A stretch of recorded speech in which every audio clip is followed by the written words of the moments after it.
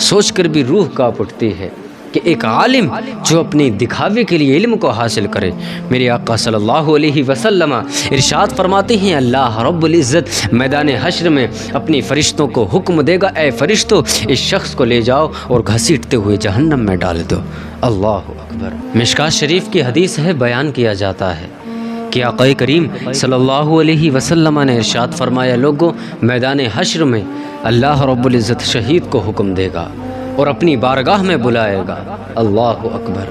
شہید سے اپنی نعمتوں کا اقرار کرائے گا، اے بندے میں نے تجھے دنیا میں نعمتیں دی تھیں، میں نے تجھے دنیا میں دولت دی، میں نے تجھے مال دیا، میں نے تجھے ہر طرح کی نعمتوں سے نوازا، میں نے تجھے ہاتھ دیے، میں نے تجھے زبان دی، میں نے تجھے کان دیے، میں نے تجھے خوبصورت چیزوں سے نوازا۔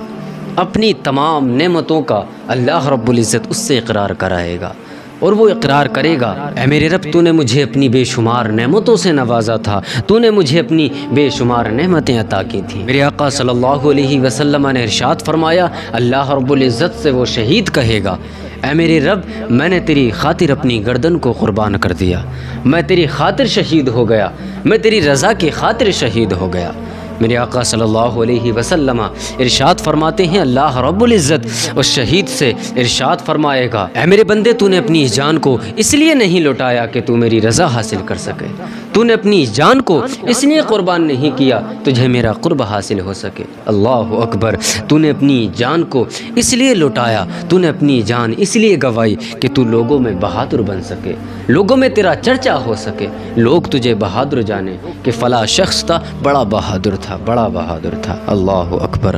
اللہ رب العزت فرشتوں کو حکم دے گا جاؤ اسے لے جاؤ اور اسے جہنم میں ڈال دو۔ اللہ اکبر۔ فرشتے اسے جہنم میں ڈال دیں گے۔ میرے آقا صلی اللہ علیہ وسلم ارشاد فرماتے ہیں اس کے بعد اللہ رب العزت ایک عالم کو بلائے گا۔ اللہ اکبر۔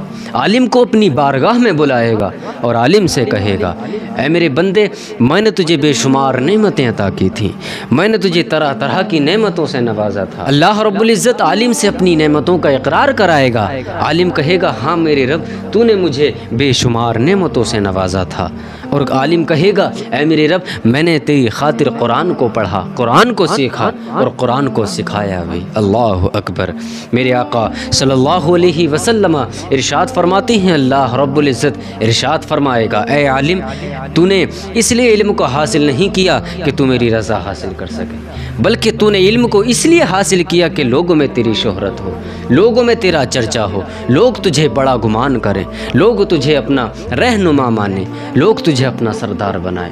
تو نے اس لیے علم کو حاصل نہیں کیا کہ تو میری رضا حاصل کر سکے۔ اللہ اکبر۔ میرے رب ارشاد فرمائے گا تو نے قرآن کو اس لیے نہیں پڑھا کہ تو میرا قرب حاصل کر سکے، تو قرآن کا قاری اس لیے نہیں بنا کہ تو میرا قرب حاصل کر سکے، بلکہ تو نے قرآن کو اس لیے پڑھا، اس لیے سکھایا تاکہ لوگوں میں تیرا شہرہ ہو، لوگ تجھے جانیں، لوگ تجھ پر اپنی جان کو لٹائیں۔ اللہ اکبر۔ کتنی پیاری حدیث ہے، سوچ کر بھی روح کانپ اٹھتی ہے کہ ایک عالم جو اپنے دکھاوے کے لیے علم کو حاصل کرے۔ میرے آقا صلی اللہ علیہ وسلم ارشاد فرماتے ہیں اللہ رب العزت میدان حشر میں اپنی فرشتوں کو حکم دے گا اے فرشتوں اس شخص کو لے جاؤ اور گھسیٹتے ہوئے جہنم میں ڈال دو۔ اللہ اکبر۔ جہنم میں ڈال دیا جائے گا ایسے عالم کو جو دکھاوے کے لیے علم کو حاصل کرتا ہو، قرآن کو حاصل کرتا ہو۔ اس کے بعد میرے آقا صلی اللہ علیہ وسلم ارشاد فرماتے ہیں اللہ رب العزت میدان حشر میں ایک بندے کو اپنی بارگاہ میں حاضر کرے گا اور بندے سے کہے گا اے میرے بندے سے اپنی نعمتوں کا اقرار کرائے گا اور بندے سے کہے گا اے میرے بندے میں نے تجھے رزق دیا، میں نے تجھے وسعتیں دی، میں نے تجھے بے پناہ مال دیا، میں نے تجھے بے شمار دولت دی، اے میرے بندے میں نے تجھے اس حال میں بھی رزق دیا جب کہ تو میری عبادت نہیں کرتا تھا۔ اللہ رب العزت کی بارگاہ میں وہ بندہ عرض کرے گا اے میرے رب میں نے تیرے مال کو لوگوں پر لٹایا، میں نے غریبوں پر لٹایا، میں نے غریبوں کو صدقہ دیا، میں نے مسجدیں بنوائیں، میں نے بڑے بڑے مدارس بنوائے، میں نے عالم کی خدمت میں پیسے کو خرچ کیا۔ اللہ اکبر۔ میرا رب ارشاد فرمائے گا تو جھوٹ بولتا ہے۔